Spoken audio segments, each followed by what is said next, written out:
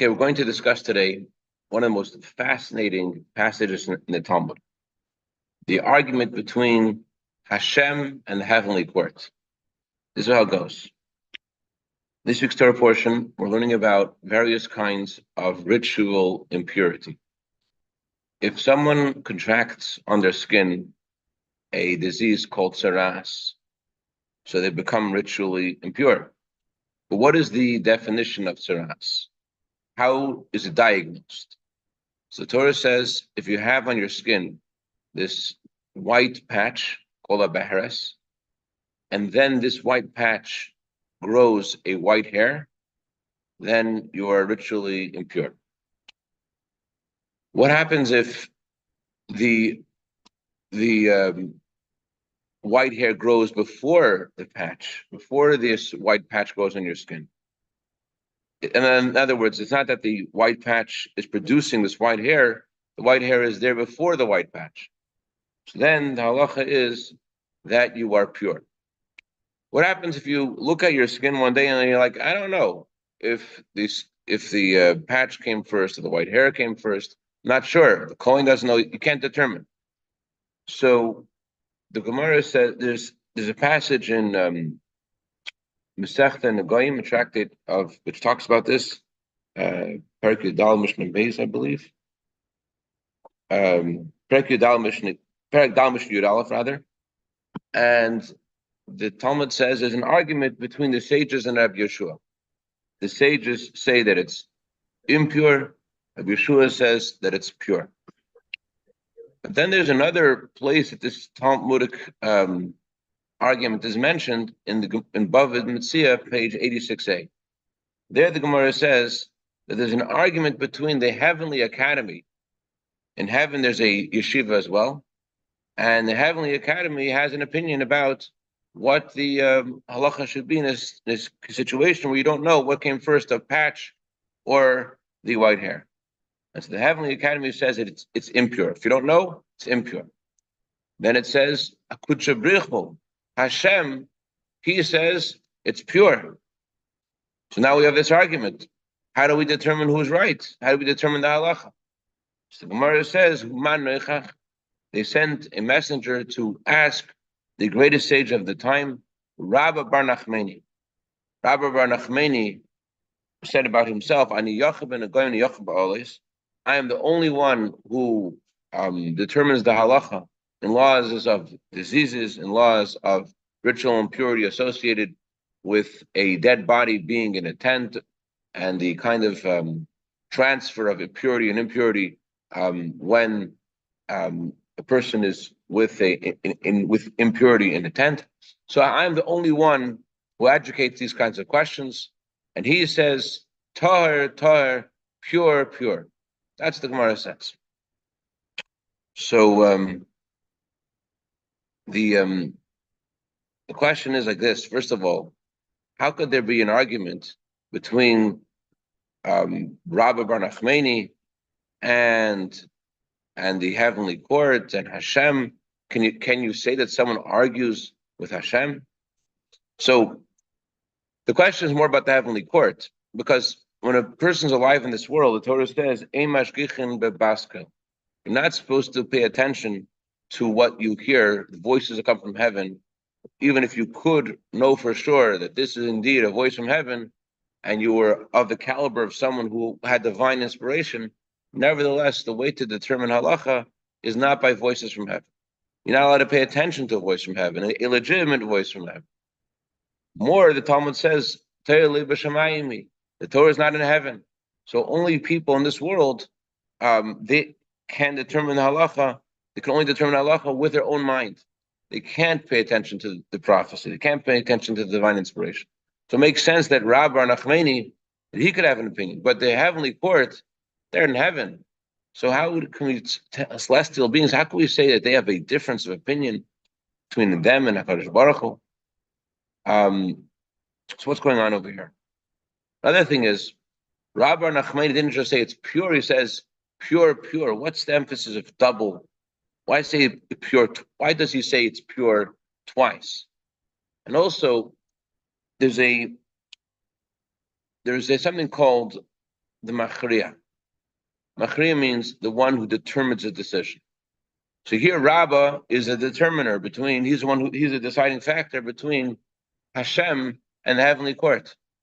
So the principle is that when you have the third party that that tilts the scale, that leans on one side, it's not just that the third party is using his weight, morning, and his opinion is sides with the original opinion. Now you have two against one.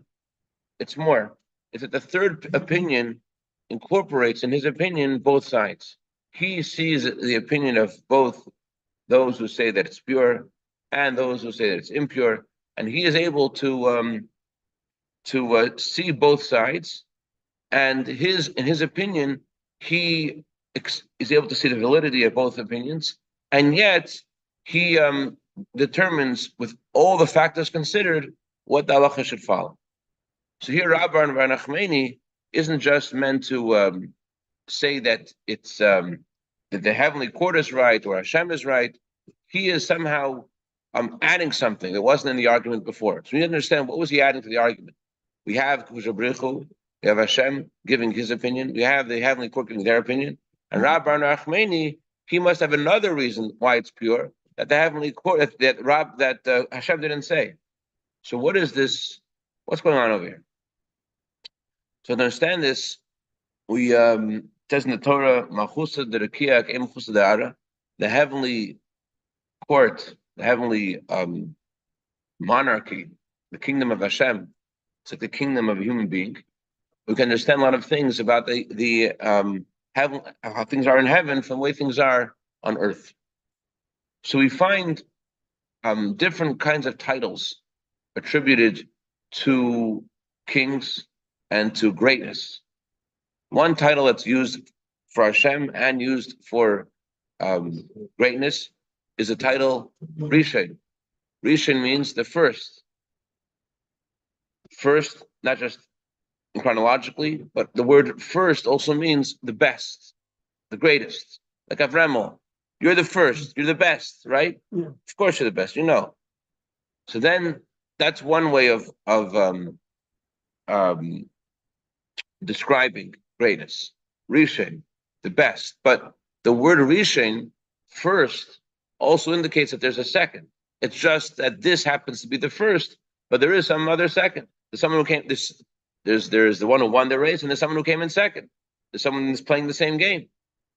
But then there's another expression that we use about the describing both a heavenly king and could be Havdalah, describing a human king. We could say the king is unique. He's one, and there's no one like him. He is single. There was no one like him. The word is echad. We say in davening also, Hashem is echad. Hashem is one. And the Torah says, echad vein sheni. We say also in Adon Elam, hu echad vein sheni. He is one, there is not a second. So the word one is more fungible.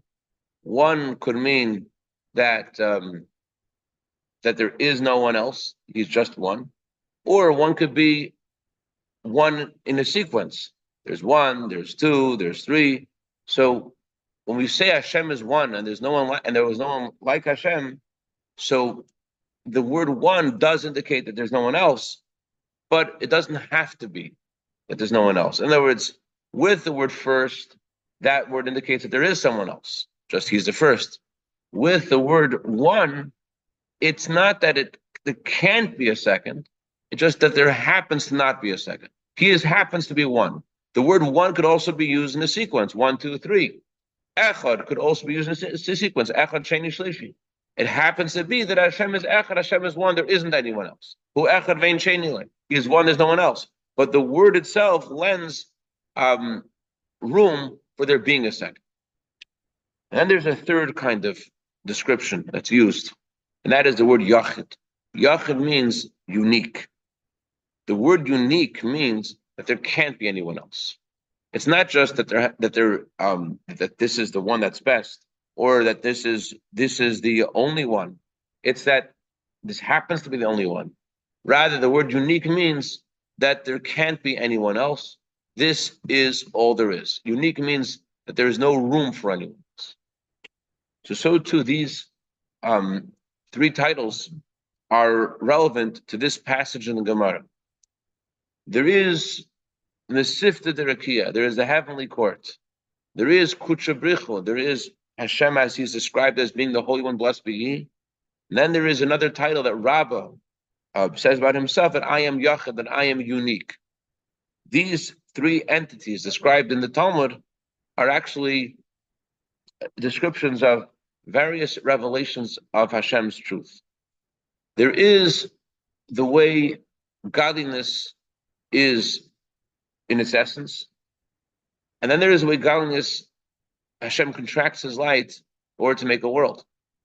So when the light is contracted so much that it's able to be a source for creation, so at that level, you can't say that there's no room for anything else. On the contrary, there is room. It's a source for creation.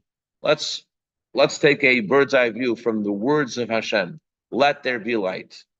Those words, let there be light, are about the creation of light. They're about there being something other than godliness.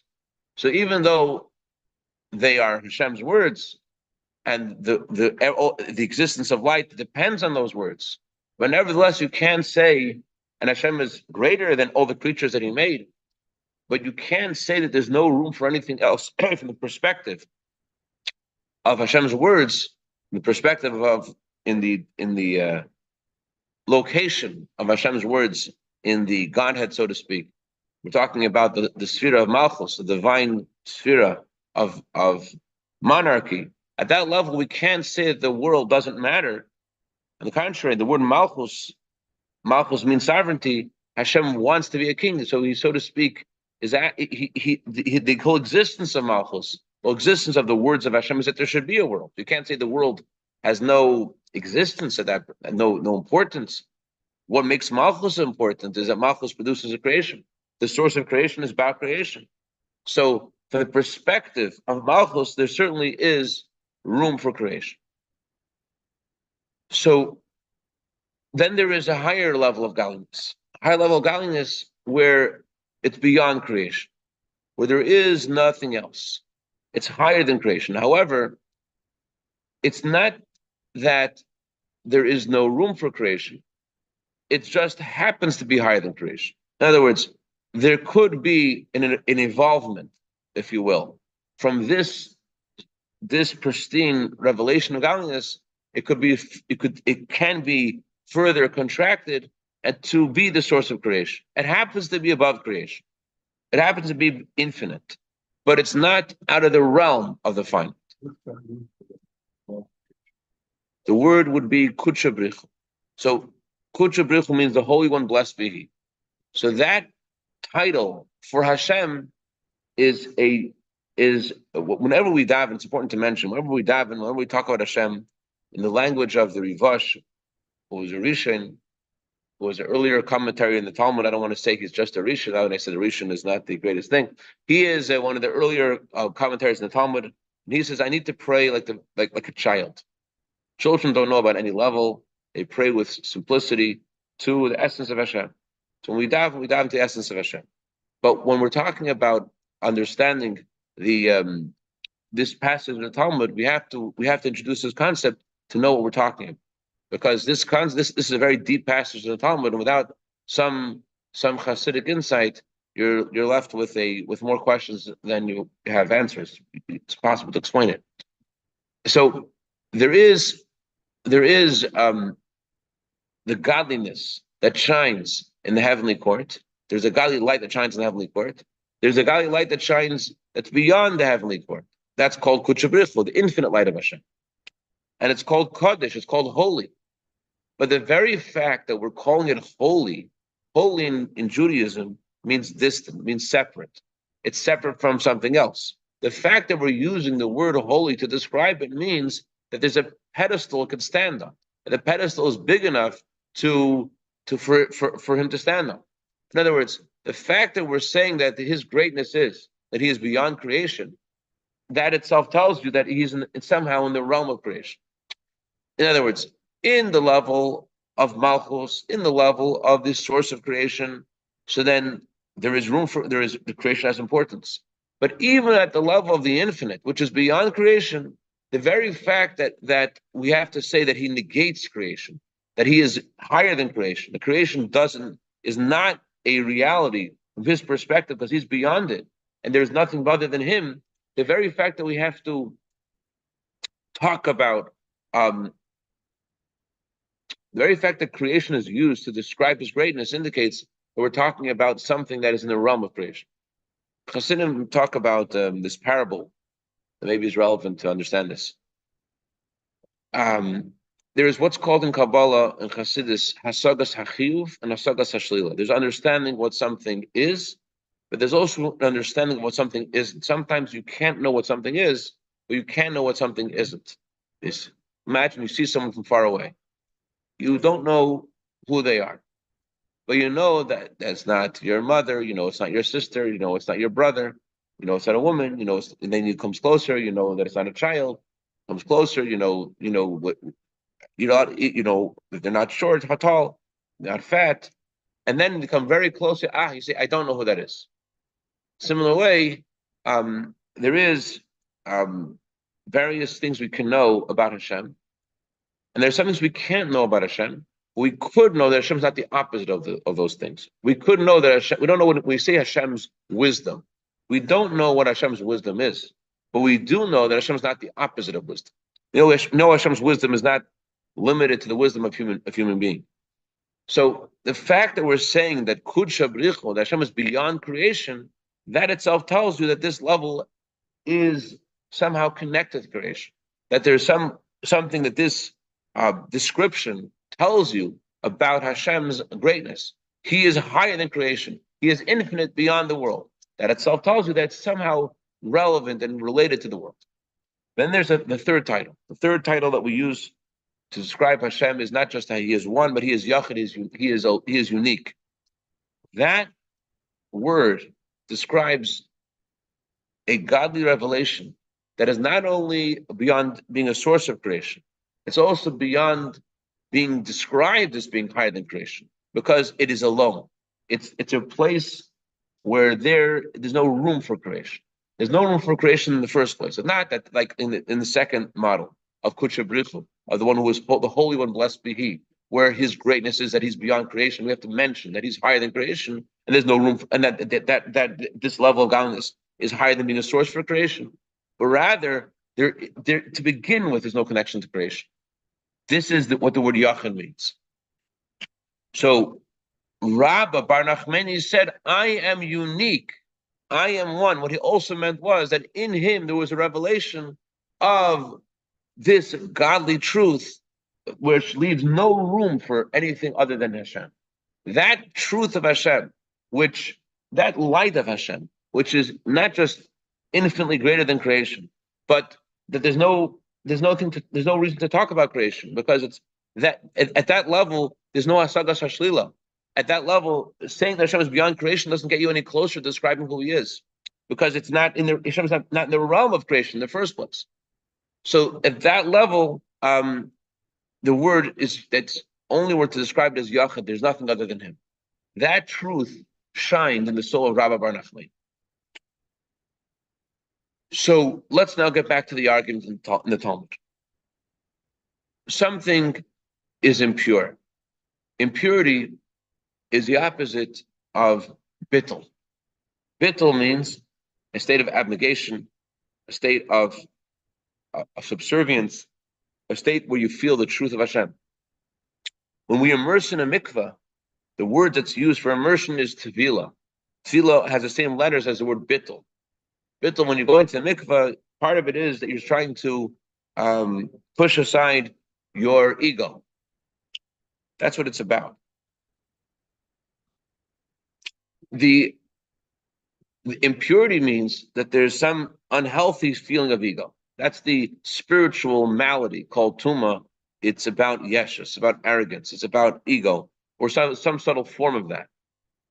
So the Talmud says at the heavenly courts, they say about this this condition where there is a lesion on the skin that is white, and we don't know if it came before the white hair or not. So the heavenly court says, since from the perspective of the heavenly court, their perspective is, as we said, connected to the level of Rishon.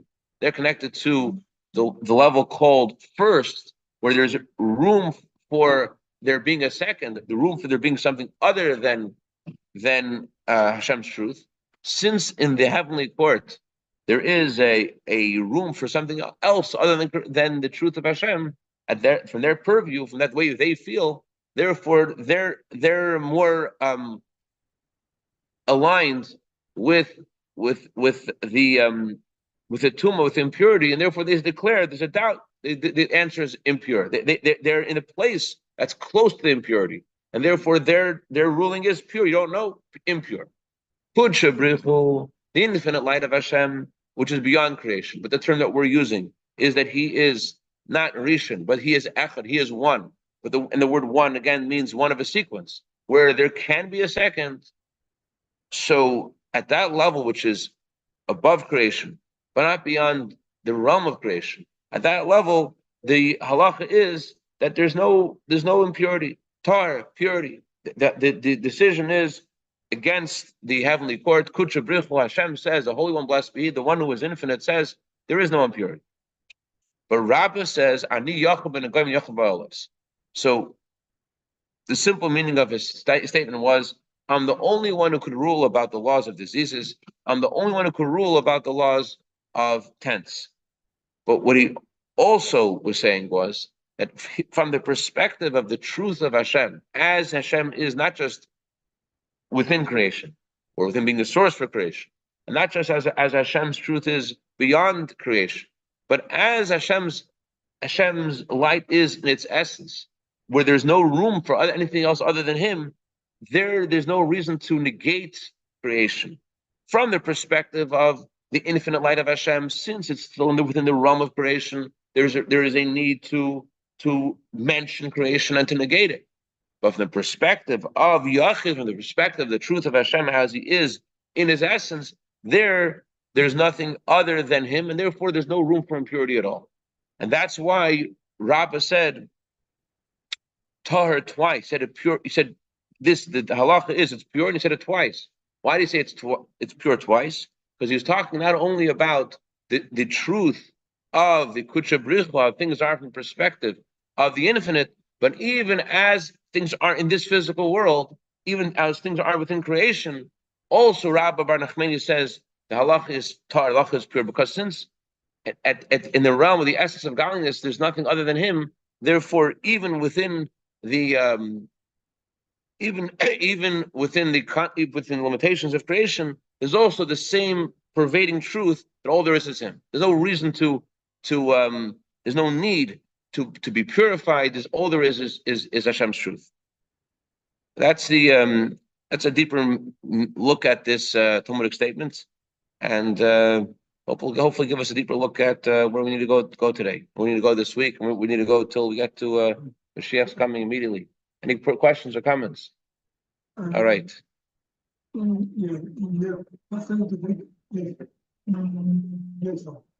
Really?